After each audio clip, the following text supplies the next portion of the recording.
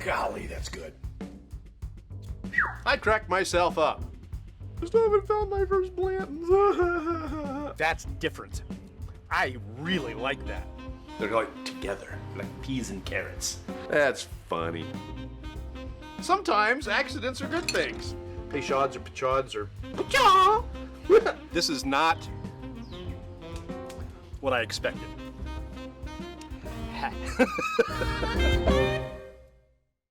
Hey everybody, how's it going?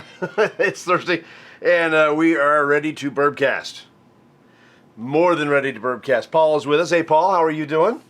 I can see my audio moving. It means everything's working. We like it when things work. I'm a little hoarse. I have been, seems like constantly talking over the last week. I've been on the phone, I've been in front of people, I've been leading groups. I led I emceed an event yesterday.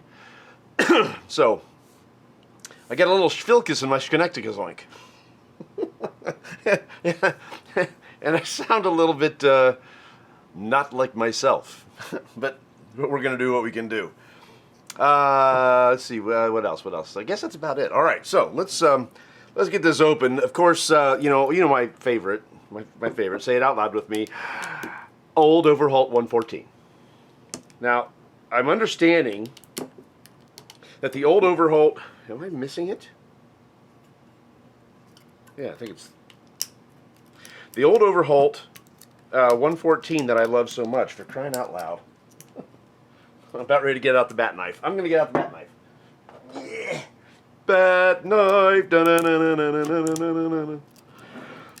The Old Overholt 114 that I love so much was a 2020, good night, I'm going to cut myself, was a 2020 release that went out to Ohio and Pennsylvania only. Bye, Bat Knife.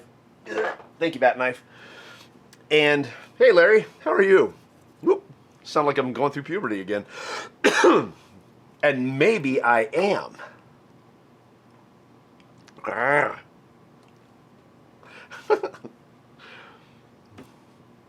completely lost my track. Okay, so so anyhow, it was a 2020 release, the Old Overholt 114. It went out to Pennsylvania and Ohio only to kind of give an homage to the fact that it was originally made in Pennsylvania. And I'm under it's a possibility. I haven't really done any research into it, but I'm hearing that the Old Overholt 114 is now going to be an ongoing thing, which of course makes me happy.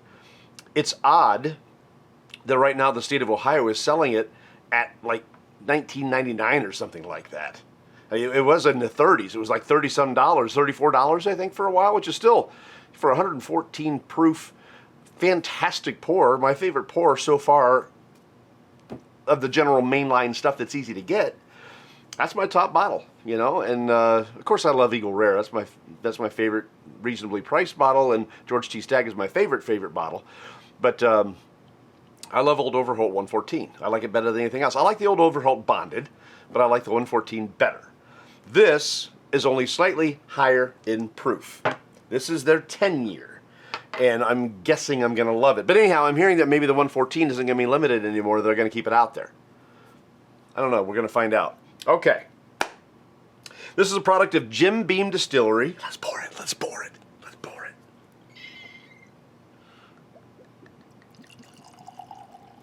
All right. Nummy, nummy, num. Okay. I was just drinking the 114 last night. I had like a bottle just sitting there, and I went, "Oh, you're teasing me." I gave in. Okay. Beam Distillery. The release date on this bottle is November 2023. The proof is 121, so 7 points higher than the 114 that I love so much. Age 10 years. Mash bill still is undisclosed. I'm still guessing the Old Overholt is not a 95.5 rye. I want to say it's a lower rye number. It's not 51. I want to say it's somewhere in the upper 60s, maybe in the 70s, something like that. The rest being corn and malted barley. But again, I don't know. They don't tell us, so it is what it is. Old Overholt said to be the oldest continually maintained brand of whiskey, having been found in West Overton, Pennsylvania in 1810. After World War II, Americans turned to clear spirits, and Old Overholt soon found itself as the only nationally distributed straight rye whiskey on the market. So it's been through a lot, and it's survived a lot. But despite being the only rye on the market, it struggled, and in 1987 was sold to James B. Beam Distillery Company, Distilling Company. After the sale, the production was moved to Kentucky. So sorry about your luck, Pennsylvania. Should have been nicer. Old Overholt Cask Strength 10-year rye, also sometimes referred to as the Old Overholt Extra Aged Rye, is the first cask strength release from the brand since the 1940s. As a show of recognition for that release, Jim Beam released it at the same proof point as it was in 1940, 121. All barrels were laid down in 2012 and aged in Warehouse V at Beam's campus at Claremont, Kentucky. I did not do that research myself. I want to thank Breaking Bourbon for that. As you may expect by now, that I ran a little behind and I didn't have the chance to do any research other than that on it. So thank you, Breaking Bourbon, for that breakdown of this and the information about this particular pour. Old Overholt. Let's put it through its paces. That's a nice pour. I gave myself a nice pour. I deserve it. the July I've been through. I deserve this. All right.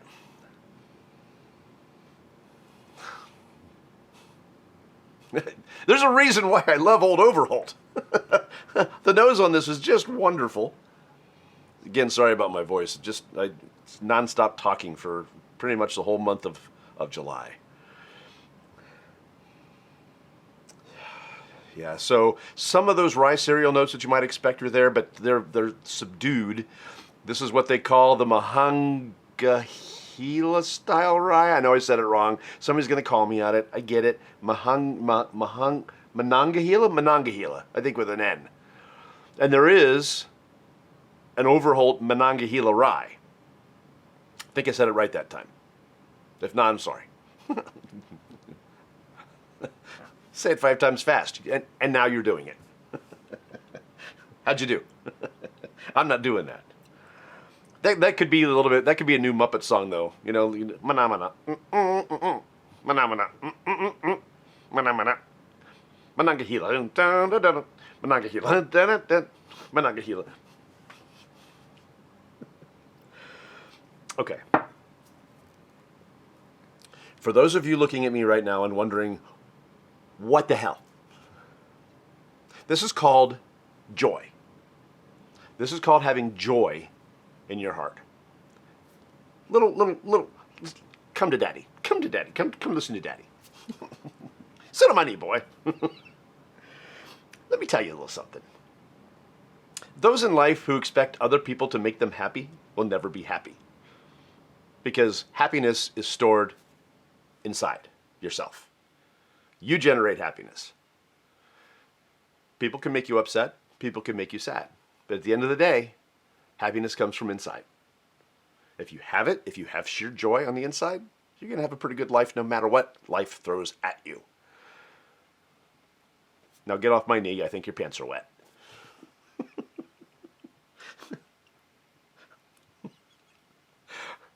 Sometimes I just have to be Uncle KC. Okay. All right, let's get back to this. There's some really nice cinnamons. Wow. I'm getting a little brown sugar.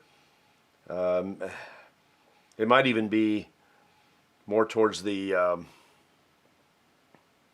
never remember the name of that stuff. You bake with it. It's not sorghum. It's not... it doesn't matter. Somebody will tell me, right? Paul, you'll tell me what I'm talking about. No, I'm going to take that back anyway, Paul. It doesn't matter because it's sweeter than that. Beautiful. It's got a little raisin note, some pepper on it.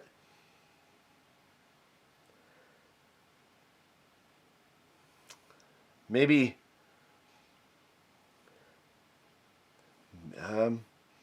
maybe some date,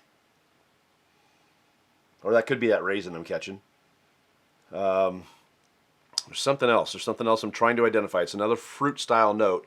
Got a definite great nose. The complexity on this nose is just so good, and it's Old Overholt. What do you expect? All right.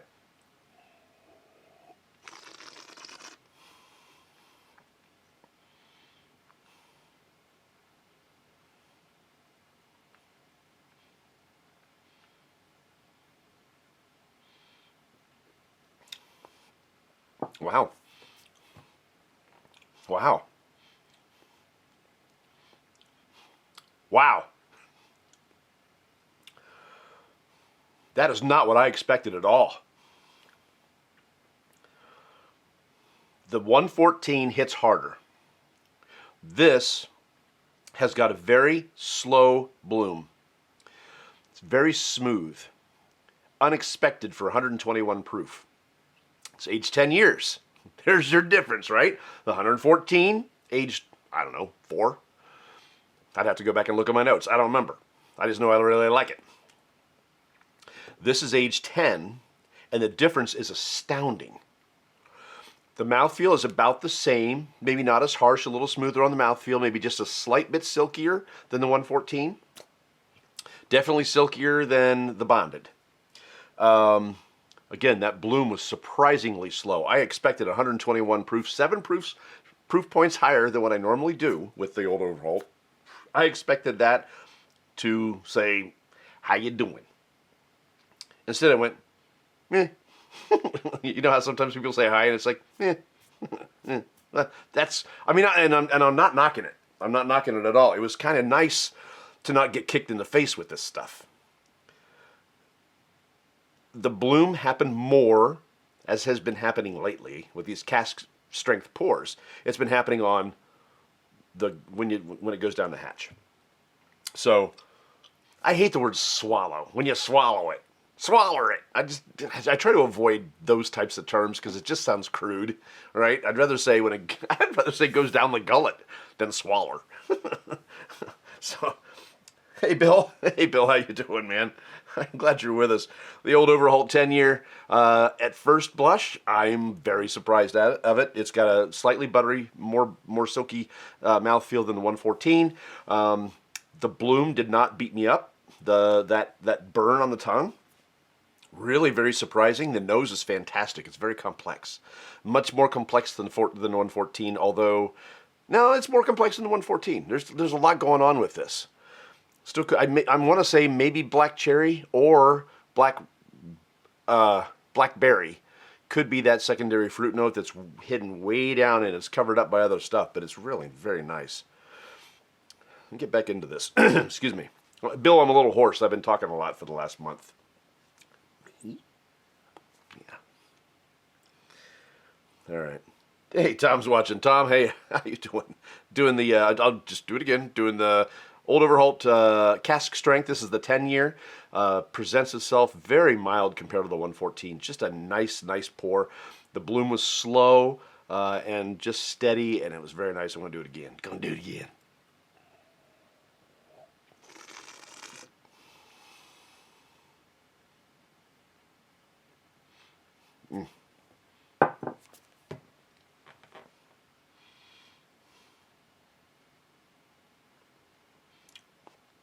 That is beautiful. My goodness, that's nice. When you finally do start to get a little bit of that burn, that little bloom, it covers your whole mouth. Now, you're doing the whiskey chew, right? You're getting it all over. Right now, I feel it on the roof of my mouth, which is a little on the unusual side. But I actually like it up there. I actually do. That's nice. The flavors on this. The 10-year did this a favor. The extra time in that barrel really did this a favor. It mellowed it out. It rounded it out. It brought out more flavors. I'm still stuck on the mouthfeel and the bloom. Personally, I am blown away by the mouthfeel and the bloom compared to the 114 I had last night. This is a magnificent pour. If you have not had the 10-year from Old Overholt and you're a rye drinker, again, I don't think it's a 95 rye. I think it's somewhere maybe upper 60s, lower 70s rye. It's not a 51. I don't know the mash bill. They don't say what it is. I haven't been able to find it anywhere, any secrets, anything like that. Somebody knows the mash bill on the Old Overholt, I'd love to know. but it's been tough to find. So that's one I kind of just stopped looking for because I'm okay with it, whatever it is. I'm going to see if I can pull out some flavor notes. Hey, Trent. How you doing, my man? It's good to see you. Very, very good to see you. I'm glad you're here with us. All right. And somebody gave me a sample of this. And I should have gone with the sample, but it wouldn't have been enough to take me through all my tests. So, but I'll put the cap on this and then I'll drink out of the sample next. Because this is a bottle. It's a $100 bottle. And that's getting up there for a bottle of booze, especially since the 114, which is, again, only maybe a 3 or 4 year, maybe 5. I don't know. I don't remember. But that one, that's $19. This is $100 for the 10-year. This is one of those I'm going to tell you, I think this is worth $100. But I'm a fanboy. I understand. I will pay good money for some of my favorite pours. That's why I like Peerless so much. Peerless is not a cheap bourbon. It's not a cheap rye. It's the double oaked, even more. But they're so stinking good. And right now there's a sales tax holiday, so bear that in mind. I think till August 8th or something like that. It was really quite convenient because yesterday my car battery died. And I had to go to AutoZone and they said, no, your battery's dead. Or it's a bad battery is what they said. And I was able to take advantage of the tax holiday in Ohio and got a new battery. It would have been $230 and I got it for $190. So, because there was also a discount and some other things that went along. I was pretty happy. All right.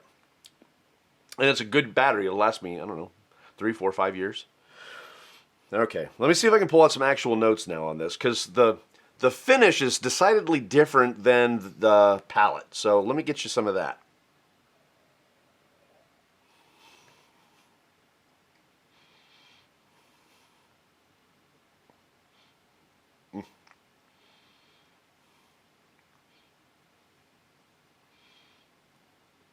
It's just doing so much. That rye spice is first and foremost. It's out there. It's saying hello. But I like that rye spice. And it's not too overbearing to me. Really, the thing I'm getting the most right off the top of the palate is pepper. That's the first thing that I notice. And that's a rarity as well. And maybe that's why I like this so much, because I really like pepper. But when I get this in, I get that beautiful, rich black pepper. And not the powdery stuff, but the good, thick, grinded pepper. It's really tasty. Trent says he's great. You as well. Been a while since I could tune in. Well, I'm glad you're here. I'm glad you're here. And I'm glad you're here for this one, because this is fantastic. I didn't realize I could like Old Overholt any better, but the complexity that this 10-year allows brings in a few of those brown sugar notes. I'm getting those more on the finish now. The brown sugar notes are beautiful that come out of this thing. Cinnamon is a little more sedate than it was on the nose. I try not to go crazy with this idea of cinnamon. And a lot of time when you think about cinnamon, you think about the baking spice cinnamon. And then there's the other cinnamon, which would be like the candy cinnamon. And they are two completely different notes that you get. They're very similar, but you got to be able to discern the difference between the two. This is bringing out those baking spice cinnamons and not the candy cinnamons. So if you're looking for that one, this isn't for you. But the baking spice cinnamon, and then there's actually, what is that called? It's another spice. Paprika. I think I'm getting maybe a sense of paprika in the spice of it, in the heat of it, because that's one of the things that paprika gives, and is the heat and the spice in a spicier dish. There's paprika in tacos. There's paprika in Cajun food. Or paprika, however you want to say it. I say paprika. So if you say it the other way, you're wrong. Anyhow, there are subtle fruit notes that come through, and that could be that sweetness of that raisin. Now, if you don't like raisins, don't get me wrong, I don't like raisins either, but I can appreciate the sweetness of that fruit coming into my bourbons. I don't like dates either, but I appreciate the notes that I get that I think are dates that are a little on the darker side. Raisins tend to be a little sweeter to me than dates. Dates, of course, dried are old plums. Raisins are old grapes. Dried grapes, rotten grapes. However you look at it. Dates, yeah, prunes, right? No, prunes are plums. Dates are just dates, right? No. See, I know that prunes are plums, and I know that raisins are grapes. I guess dates are just dates, right? I should know. I cook, but I guess dates are used more for baking than cooking, but I don't freaking know. Joy. Eternal joy from the inside. Oh my. All right, one more. Then we're going to put it on water and ice and see how we do.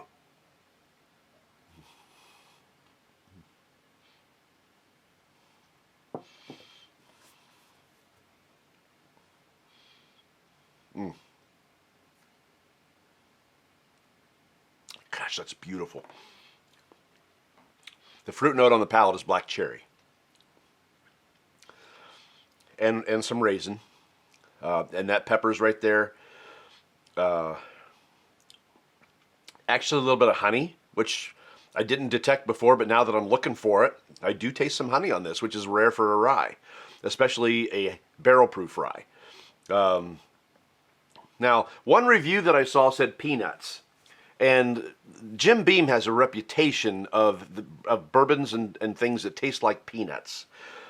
I will confess, I don't ever look for peanuts, but I don't ever have it come out and say, oh, that tastes like peanuts. I don't ever get that from Jim Beam. Now, if I root around back there and find my Jim Beam and I pull it out and I'm looking for it specifically, I might be able to find it. And bear in mind also, I don't eat a lot of peanuts or peanut butter. It's just not my thing. It's okay. But I'm not getting peanuts off of this. I don't remember if the review that I read while I was putting this together said something about peanuts, that it took care of that problem or that it exacerbates that problem. I don't know. And it's up to you whether or not you want to call it a problem. I don't think that's a problem because I don't taste it. But a lot of Jim Beam products, they do. And I'm not even getting it on the finish. On the finish, I'm getting more of that grassiness, just a little bit that comes from rye. It's a long finish. It's holding on. But that earthiness, and grassy's probably not very fair, but that earthiness I get from a long rye, the pepper's still there, a little bit of that fruit from the raisin still there. It's just a very, very nice pour. And I apologize again for sounding a little on the hoarse side. I probably ought to spend the weekend being quiet, to be truthful, to get my voice back to normal. All right, so let's do a little water. I'm gonna just to pour myself a little more. This is one of those bottles I am not going to want to use up. I'm going to want to, but I'm not going to. Because for me, this is going to be a special occasion pour. This is going to be like the Stag Junior, which is now just Stag.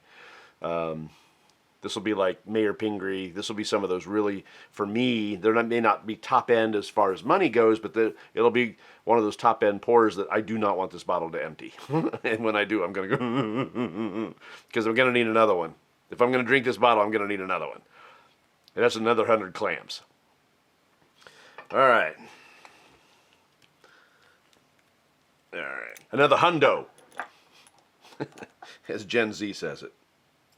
I'm not adding much. I added about half that dropper, maybe not even half. I'm starting to add less and less water. I just want enough to be able to open it up a little bit. I don't want to bring down that proof. I don't want to destroy it. And I discovered that just recently. I was doing something. I don't remember what it was, but I was taking. I think it was a tasting I was administering. Somebody wanted a tasting, and I was doing it. And so I just did like a couple drops and put it in. And the difference that I had, it might have been in Bourbcast. I don't even stinking remember. It's been that kind of year. It really has been that kind of year, which is, I love it. I'm busy and I dig it. It beats sitting around waiting for somebody to say, you can leave your house now. It's not as contagious as we thought.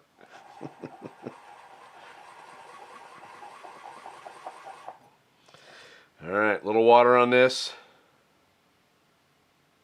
It's amazing how that just continues to be a topic of discussion. I mean, here we are 4 years later, people are still talking about that. I mean, I get it. When you have a traumatic event, you talk about it. You work through it and whatever else, but it's not even that. You know, there's just new stuff all the time coming out. One thing I like about that is if people are, I think, now maybe I'm wrong, but people are more cognizant now of when they are sick, right? It helps that most people, or a lot of people now work at the house, at their own homes. There's a lot of people that do that now. But one thing that I noticed is when people are sick, they stay home or they put on a mask. They are cognizant of the fact that what they do affects others. And if anything good came out of that, that's great. Because how many times have you seen somebody go to the bathroom and not wash their hands? I still see people do that. Come on. Okay, enough of that. Let's do this. Okay, with water.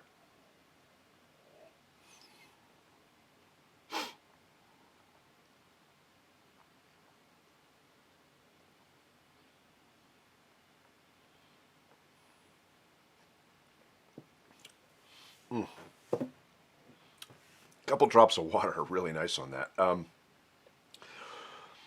The mouthfeel went from silky to buttery, which always makes me happy.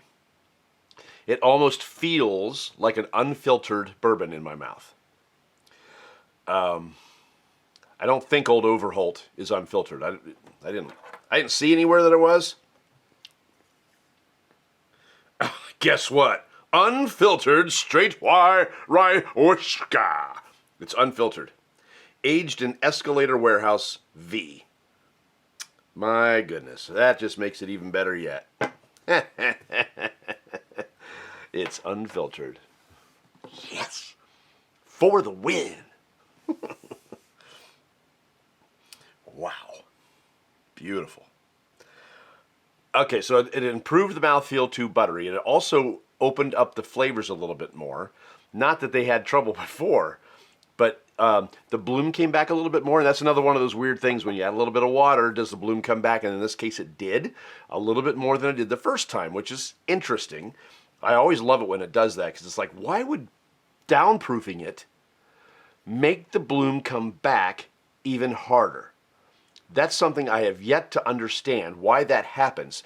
Is it just the opening up process? But if it's 121 proof, and I add water to it, let's say I take it down a proof point or two. How can that heat come at me harder?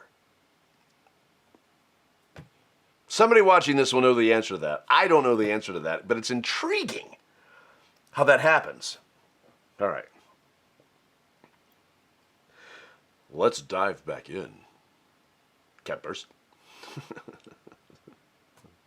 Sorry.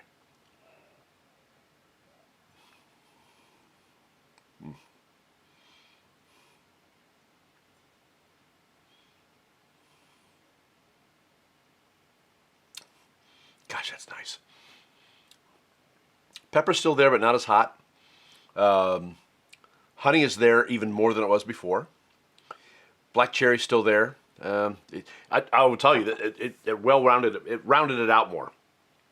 There's not these flavors that are just, standing out alone. It's almost like they became emulsified. They're all together a little bit more. It's just a really well-balanced pour. Just delicious. Just wonderful. I think I need a little alone time. Really quite good. If you haven't picked, if you're not a rye fan, buy this anyway, and I'll give you my address. It's really wonderful. All right,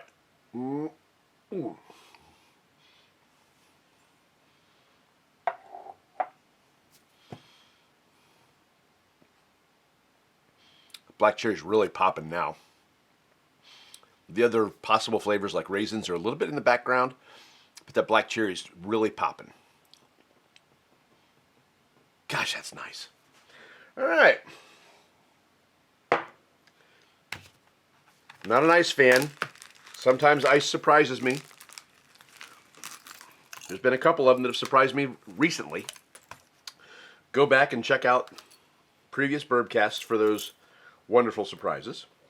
It is summertime. Some people don't even drink bourbon or rye during the summertime because they like lighter drinks. They like fruity drinks. They like the clears, tequilas and rums and gins and vodkas and things like that because they want to put ice on it. And maybe they don't like their bourbons or their ryes with ice. But if you find one that you like on ice, okay, cool. See what I did? Cool. Ha ha ha. Another gorgeous ice sphere. Gosh, that's beautiful. I got the whole world in my hands. I'll stop now. I'm going to stop. One in here for next week. I found that I actually like making these things just a couple of weeks at a time because the spheres, I mean, you could store them in a paper bag and they'll last and they'll look good and everything, but I find that they are just a little bit better shape. A little bit more. I really don't want to use this bottle up. The longer you keep the ice spheres, even in a bag or in a tube or something like that, the more prone they are to becoming crystallized. And I don't care for crystallized ice spheres. You know, I like them pretty for a reason. They're gorgeous ice spheres, and if they're crystallized, they're not gorgeous anymore. They also have a different funk flavor to them, which, you know, that freezer ice taste that you avoid when you do the clear ice trick. The longer you store it, the more you get that crystallization taste as well. And all right, so in deference to Paul, who is watching, we got the finger stir.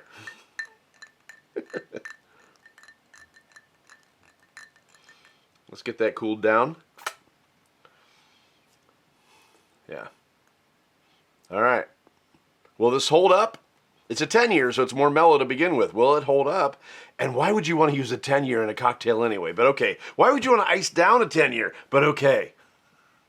For those of you that have to ice their bourbon down, I know one guy that cannot drink bourbon without ice in it because it activates his acid reflux or something like that. Fine. Do what you got to do. Water it down a little bit if you got to. Water it down a little bit if you have to. Proper grammar is appreciated. Or cool it down. Whatever makes it drinkable for you, do what you got to do. Okay. Drink it how you like it. Okay.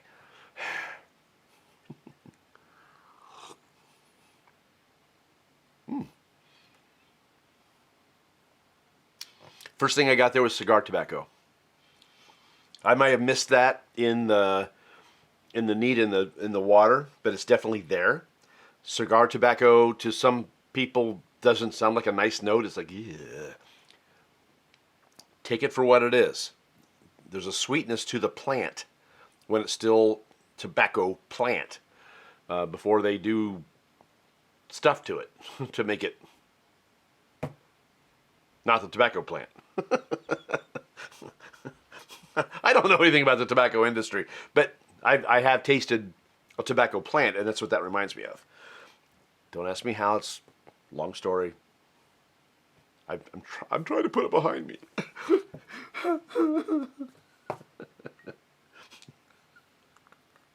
That's a day. It's a day. It's a day. It's a great day. I woke up. I was allowed to open my eyes. It's a great day. Took a breath. It's a great day.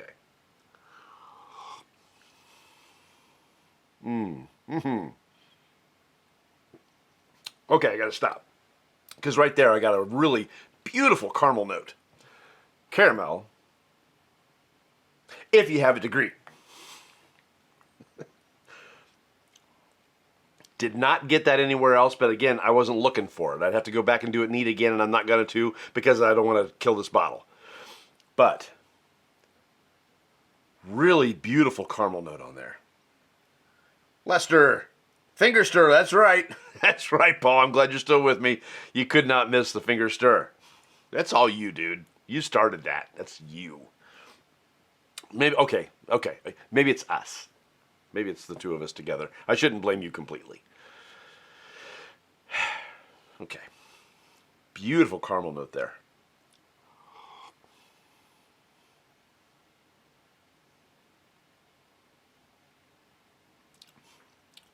Still some pepper. I was ready to say no pepper, but there's still some pepper there, which I dig. I like that. Honey's just still there. That caramel's really shouting at me. That's nice. I didn't get that before. The fruit notes are still there. That rye spice is still there. This is good on ice. If you wanted to have it on ice, you could. And why not? Why not? Could, but don't. It holds up. It's tasty. It's good, but don't. It's the Old Overholt 10 year. It's a $100 bottle. It's fantastic. Add a little water to it and stop. I know. Drink it how you like it. Drink it how you like it. Drink it how you like it. Drink it how you like it. I get it. Okay. So, this has been the review of the Old Overholt 10 year and me just being excruciatingly silly tonight, and it is what it is. So, thank you for joining me. Again, I thank you from the bottom of my heart. You could be doing anything else, anywhere else, with anyone else. And you're here with me, and that matters, and I appreciate it. Now, we're going to get X amount of views. Go ahead and blame me. I can't just blame you, Paul. I dig you, man. We got to do it together. We got to rise together. We got to fall together. You hear what I'm saying? You know what I'm saying, bruh? Bruh? But you could be anywhere else doing anything else, and you're here with me, and that matters to me, and I appreciate it. The views keep going up. You know, we'll have a number of views now, and later tonight I'll look at it, and it'll be hundreds, and that amazes me. We've passed 305 subscribers on YouTube. We get 20 more, and I'll be a third of the way to 1,000. How did that happen? I'm grateful. I didn't expect any of this, and here it is, and I'm having a blast still doing this. And this is 222, I think, or 221, somewhere in there. Different whiskeys I've tried since we started this thing. And I'm going to do another one next week. This wraps up the barrel proof stuff. So if you are not a barrel proof person and you've been a little bit off put because we're getting higher than what you like to go as far as your proof points, never fear. Beautiful bourbon is here. So next week we're going to do something completely different. I don't even remember what I had on the database, and I didn't even look at it. I'm like, okay, what am I going to do next week? I have one. I haven't tried yet. I've been wanting to try it. I don't know if I'm going to like it. But let's give it an honest review next week, and that's this one. This is the Stranahan, what they call the Blue Peak. And it is a single malt whiskey. This is malted barley. And that's all it's in it. I've done this type of stuff before. I think the Claremont Steep, also from Jim Beam, like this, is a malted barley, and the way they do their barrels is what makes it different. They wanted to remake the whole single malt industry. They didn't. It is different. I can't say that I love it. There are some single malts in the U.S. that I have liked better than others. The Stranahan so far is not one of those, but this is different. I will do all the research and find out why it's different than the other one. Maybe we'll bring the other one back and try it next week as well, because that's what this is all about, is having fun, doing a little drinking on a Thursday night.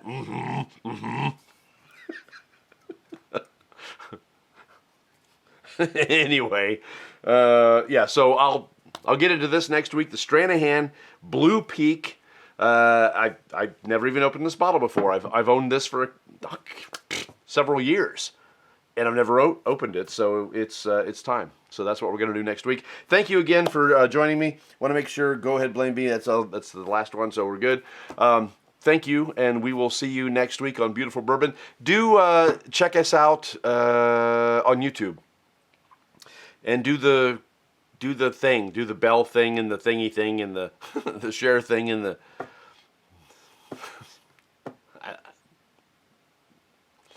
I don't speak YouTube. I don't watch YouTube. I don't spend time on YouTube. I upload to YouTube after we do this. Like I'll do it tomorrow or the next day. And I don't speak YouTube. But Facebook, you're here, and I appreciate it. We're still not spending a whole lot of time on Instagram. As a matter of fact, for the last few Bourbcasts, I haven't even taken a photo. I didn't take a photo of this beautiful model. But I will for the YouTube thing. Somebody's talking. Like, subscribe, share. Okay, Tom. Tom's a YouTube guy. He knows. He watches a lot of YouTube. And I think he subscribes to it or something. There's a thing that you could subscribe and get the thing and the whatever and the extra stuff. And so I think he does that. So like, subscribe, share. Thanks, Tom. I appreciate it. I should speak YouTube. I don't. All right, guys. We will see you next week next Thursday for the Stranahan Blue.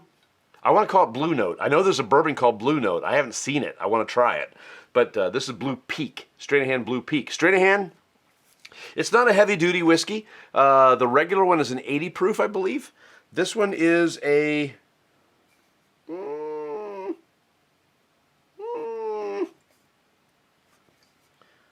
86. 43% alcohol by volume. Made in limited runs. You should never call it runs. That's not right. Rocky Mountain Strain. So yeah, we'll see. We'll see if I like it. I've been doing barrel proof for 2 months and a week. So going back to an 86 proof, that's gonna be fun. Got another one here. Paul says Blue Note is thumbs up. Where did you find it? I gotta find it. I want some. Gimme. I'll probably have to drive to another state to get it, but we'll talk about that another time. Thank you again for joining me. I gotta go. I gotta make dinner for the family, and it's already late. So maybe when I see you next week, my voice will be normal. If not, you get more of this. I'll see you then. Take it easy.